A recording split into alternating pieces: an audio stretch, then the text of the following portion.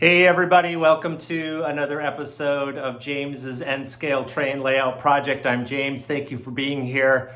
So I had to put together a part 2 of Plaster Blaster because there was just so much going on that it was impossible for me to capture it all in one episode. And also, when you're starting to talk about prepping for plaster as well as plastering, it takes days. It takes days for stuff to dry, especially in the wintertime. So you just have to be able to give it the time, because if you rush it, it's not going to turn out as well as if you take your time and do it the way it's supposed to be done. So I have been working diligently on prepping most of the layout for plaster and coming up with some great, just inspiration. I'm just excited, and some things just can't happen until you are actually doing them. So I'm going to show you the layout now. I'm going to show you the layout at the end, and hopefully, let's just see where it goes, okay? Thanks. So here's the layout as it is today. I know that it doesn't look a lot different, but to me, it has really grown. And I'm just going to go over a couple of things just to show you. I am using the sheets, the special shaper sheets from Woodland Scenics, and I have actually used an awful lot of it because it's so easy to work with, except I do recommend that you wear rubber gloves or nitrile gloves if you're going to be working with it a lot, because it's a very thick foil that's on the back of this stuff, and when you cut it, you've got like little blades, and I have about 1,000 micro cuts on my hands because I didn't wear the gloves. And I'm just giving you that disclaimer that be really careful, make sure you're always really safe when you are working with things that even look somewhat innocuous, like shaper sheets.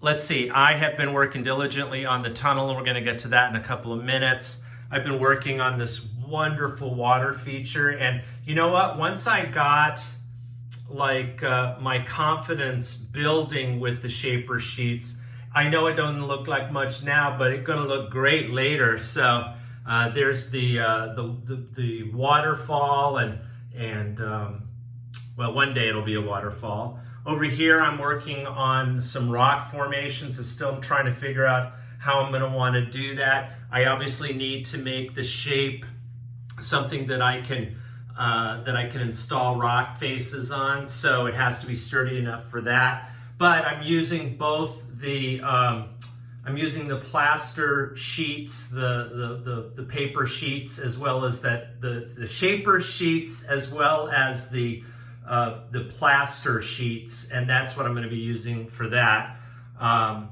Everything else just looking really, really sweet. Can't wait. Been really, really, really working hard on getting this track nice and smooth. It is not easy, I tell you.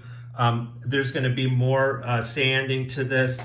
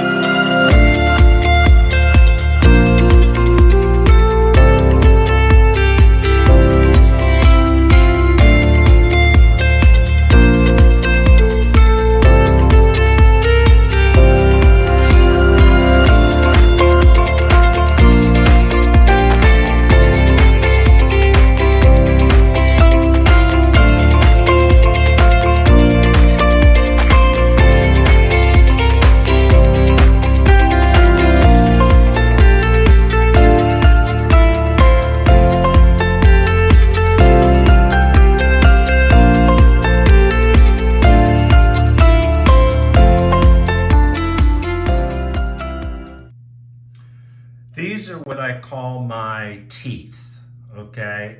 And I'm building these so that the train can pass behind it, at least one of the tracks, and you can still see it through the rocks. So the teeth will have rocks applied to them, and this is how I built it. So I used cardboard and I spaced them evenly between the tracks, and then I covered them with the plaster cloth.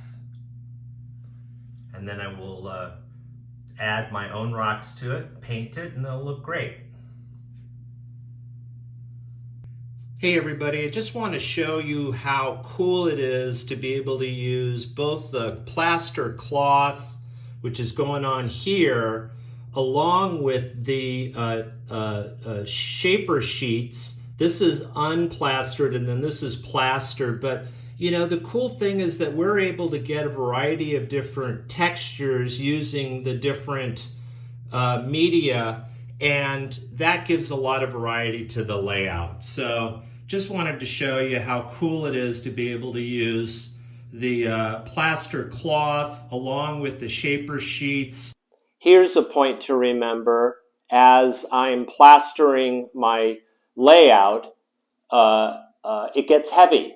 So I went ahead and got a sawhorse to put under the center of the table in order to brace it against any extra weight. And now I feel really confident that I can get under this table when I need to without it falling on me, which would be really great.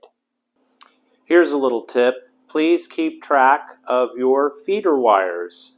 Every single time you plaster, make sure that all of your feeder wires are back where they belong so that you don't almost lose one like I did.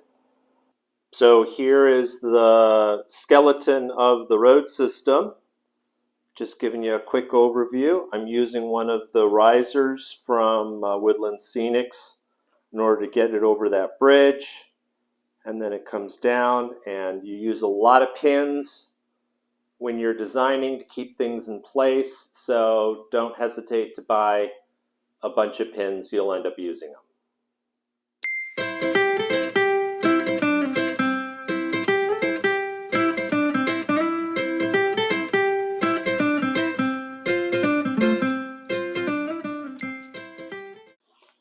So we got most of the plastering done. I'm going to show you the layout. One thing I've learned is that plastering is really hard work, and it takes a lot of time, not just for the drying, but just putting it together and using the tools and slathering it on and cleaning up after, because I clean up my mess every time I work. So anyway, it's been a few weeks. There's still a lot to go. But I think it looks pretty good. Let me show you a couple of features of the layout. Check it out. So here's a nice view. Let's start with the double tunnel action. There's going to be a mountain on here. I've decided that that's got to be a project for a separate episode. But I did want to show you that I did create it so that it was removable. I just really felt like I didn't want that much of the layout to not be accessible, and it wasn't too difficult to do. So yes, I do have the I do have the little compartments in the back, but when I absolutely have to, it's nice to be able to take this top off. So it's going to be a removable double tunnel mountain. I'm excited, and I'll show you that later. So let's see, what else do we have here? I was able to put in that road, and that's going to go through here to my little city. My bridges survived, so that was good. I got my teeth all in order, so that's good. All right, so check this out. I wanted a rock formation, and yet, I'm a new builder, and I didn't want to commit to the way it looked. So I actually created the rock formation with, let's take a look, a little recessed top. I was able to use a very thick cardboard tube to create the rock formation so that it stood straight. And then on this little ridge, I can create a variety of different toppings for it, believe it or not. I haven't done it yet, but I think it's a good idea. And the whole idea is if I don't like something, then I can change it, or even, this is flat, so I could even put something on top of it. I just really felt like I wanted my rock formation to be something that was flexible and allowed for growth in the future. So that's that. My water feature is looking pretty sweet. You got your, the ridged plaster to keep the realistic water product in. You've got a nice little slope here. You've got the waterfall that's going to come down here. So that's just going to take some time. I'm not ready for that yet. Again, I also wanted to show you, I did put together a little path here that goes up my mountain. I got a kind of a cool idea where the mountain, or where the path will actually continue up the mountain and around. So I'm pretty excited about that. That'll be like a gravel path right there. And then of course the roadway here. And then lastly, I've just got another little water feature over here. I think I showed you my cool Bachman bridges. There will be a waterfall here, a flowing stream here, and then kind of a, I don't know, lake-ish sort of thing going on here. So, lots to work on, lots of new projects. I got to just take them one at a time, not rush them, to at least do my best work. Really happy with the layout. Thank you for being a part of it, for having the interest to check it out. My episodes will probably be a little bit more sporadic now, because I will be, focusing on each project individually. And, I still got to lay track bed, and just there's so much to do, and it's so fun. So thank you for joining me. Have a great day.